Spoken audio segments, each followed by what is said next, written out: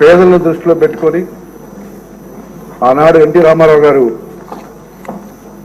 70 రూపాయలతో స్టార్ట్ అయినటువంటి ఈ పెన్షన్ పథకం ఇవాళ 4,000కి చేరింది అధ్యక్ష. వృద్ధులు ఎవరైతే ఉన్నారో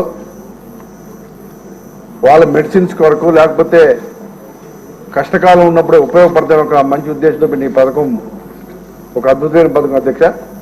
ఆ రోజు 70 రూపాయలతో స్టార్ట్ అయిన పథకం తర్వాత రాజశేఖర రెడ్డి గారు 200 చేస్తే మళ్ళీ చంద్రబాబు నాయుడు గారు 1000 రూపాయలు చేరింది అధ్యక్ష. తర్వాత మళ్ళీ చంద్రబాబు నాయుడు గారే దాన్ని 2000 చేరింది అధ్యక్ష. గత ప్రభుత్వం 250 అంటూ దాని దాదాపు 3000 తీసుకెళ్తే ఒకేసారి ఇవాళ చంద్రబాబు నాయుడు గారు మళ్ళీ ముఖ్యమంత్రి అయిన వెంటనే వేరేసంతా కలిపి 7,000 రూపాయలు ఇవ్వడం అనేది చాలా అదృష్టంగా ఇవాళ ప్రజలందరూ కూడా భావిస్తున్నారు అధ్యక్ష. ఇచ్చిన మాట ప్రకారం దాన్ని 4,000 ఒకేసారి చేస్తూ అలాగే వేరేసి కూడా కలిపి 7,000 ఇచ్చినందుకు ప్రత్యేకమైన ధన్యవాదాలు అధ్యక్ష.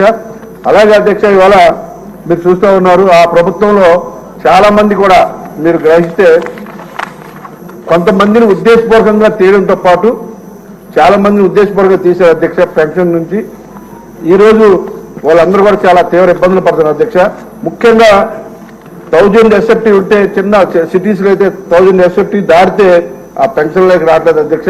ఇద్దరు పిల్లలు ఉంటే కింద ఒక ఫ్లోర్ పైన ఫ్లోర్ ఉన్నా కూడా అది 1000 ఎస్ఎఫ్టీ దాటిపోదు అధ్యక్ష. అలాగే అవుట్ సోర్సింగ్ చిన్న ఎంప్లాయ్మెంట్ ఉన్నా కూడా 10,000 అంటే 12,500 శాలరీ ఉన్నా కూడా అలాగే వెళ్ళిపోతుంది అధ్యక్ష. ఇంకా చెప్పాలంటే అధ్యక్ష సింపుల్ గా చెప్పాలంటే పెన్షన్ ని తీయడానికి రేగులు కూడా చెప్పకుండా తీసేసి చాలా ఉన్నాయి అధ్యక్ష. అసలు రేగులు కూడా చెప్పడం చాలా ఉన్నాయి అధ్యక్ష.